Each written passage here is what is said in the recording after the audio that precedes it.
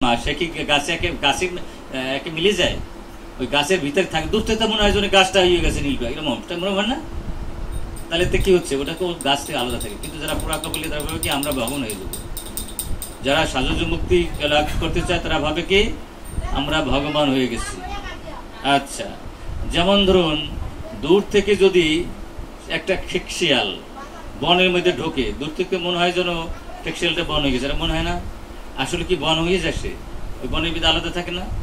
তো এই জন্য যারা সাজুজ মুক্তি লাভ করতে চায় বস্তুত অর্থে তারা কখনো ভগবান হতে পারে না, ওরা আলাদাভাবে থাকে।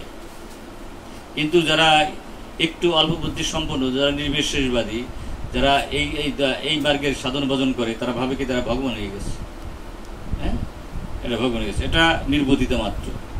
বৌদ্ধদের মতো জড়জীবনের সমাপ্তি হলে আত্মা অসীম শূন্যতার বিলীন হয়ে যায়, এরা বৌদ্ধরা যা দর্শন মনে করে।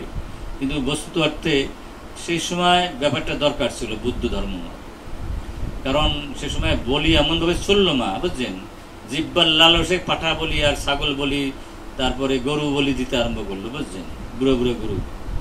কিন্তু কথা ছিল যজ্ঞের মাধ্যমে বলি বলি যাওয়া যাবে। সে যজ্ঞটা কি হবে, যে ব্রাহ্মণ মন্ত্রের মাধ্যমে বেদি সৃষ্টি করবে, মন্ত্রের মধ্যে খড়গা সৃষ্টি করবে, মন্ত্রের মাধ্যমে বলি দেবে, মন্ত্রের মাধ্যমে ওই যে সে ইটা থাকবে, ওই যে গরুটা, সে বলবে আমি তো গরু ছিলাম, আমাকে তুমি দেবতা বানাই দাও, তাহলে দেওয়া যাবে। কলিতে কি এরকম ক্ষমতা কেউ আছে? ক্ষমতা কেউ নাই। সুতরাং ওই সময় যদি বুদ্ধদেব না আসতেন তাহলে এই বেদের দোহাই দিয়া মানুষ কিন্তু এরকম পাগল বেদে লিপ্ত হতো। তাই বুদ্ধদেব এসে কি করলেন, এই বৈদিক ধর্মকে বাদ দিয়ে দিলেন। বোঝা যায় গোসাই? ওই সময় বুদ্ধের খুব আশা প্রয়োজন ছিল, নাহলে আমাদের সনাতন ধর্মই থাকতো না। বোঝা যায়? এই জন্য আমরা যেন বৌদ্ধকে মানে কোনো খারাপ চোখে না দেখি, কারণ বৌদ্ধ যে কথাগুলো বলে যাচ্ছেন বা যেভাবে বলছেন সেভাবে তো আমাদের ভক্তি জীবনের কিছুটা পরিপন্থী, তাই না? সেখানে ভগবানের ভোজন টোজন নাই, কিন্তু সেবাটা বানাই, তাই না? কারণ আর মরার পর আত্মা শূন্য যায়, এই কথাটা তো ঠিক না। এটা আমরা মহাপ্রভু এটা মেনে জানি, আমরা ওটা মানি না। তো বিষয় হচ্ছে এই, তো সেই সময় বুদ্ধদেব না আসতেন তাহলে সনাতন ধর্মের 12টা বাজে যেত, তাই না? এই সনাতন ধর্ম বাঁচানোর জন্যেই ভগবান বুদ্ধ এসে কি করলেন, বৈদিক ধর্মকে বাদ দিয়ে দিলেন। কিন্তু পরবর্তী সময় এখন দেখা যায় এই চীনে এই ইস্কনদের কিভাবে তা মানে ডাকছে, তাই না? এবং চীনেরা পাগল হয়ে গেছে ইস্কন নেওয়া যায়, ওখানে তো বৌদ্ধ ধর্মের খুব প্রভাব ছিল। শত শত মন্দির বানাই দিয়েছে ইস্কনগুলো, শত শত মন্দির ইস্কনের চীনে। এরা তো বৌদ্ধ। তা এখন আস্তে আস্তে ওরা আস্তে আস্তে আবার সেই ভক্তি জীবনে ভগবানের সবিশেষ রূপে চলে আসছেন। ভগবদ গীতা কিন্তু আমাদের সেই শিক্ষা দেয় না।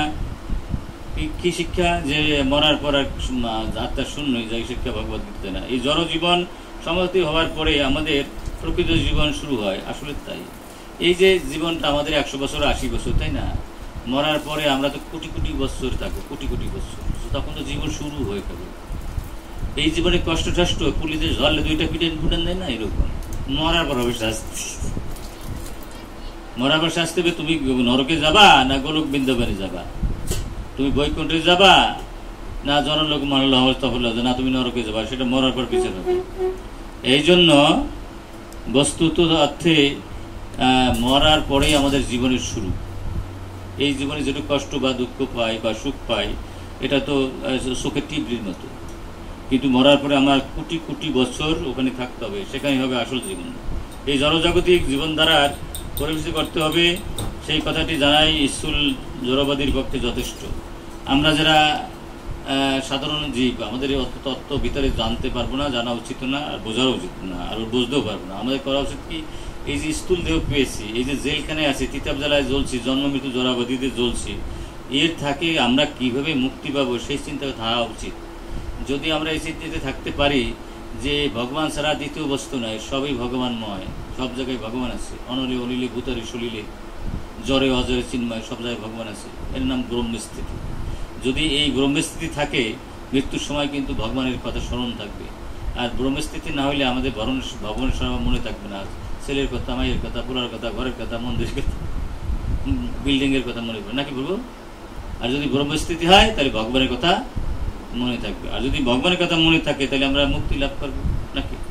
আর যদি ভগবানের কথা মনে না রাখতে পারি মুক্তি লাভ করবো? ছোট্ট একটা গল্প, একেবারে ছোট্ট, বেশি বড় বলবো না, বড় বললে সময় থাকবে।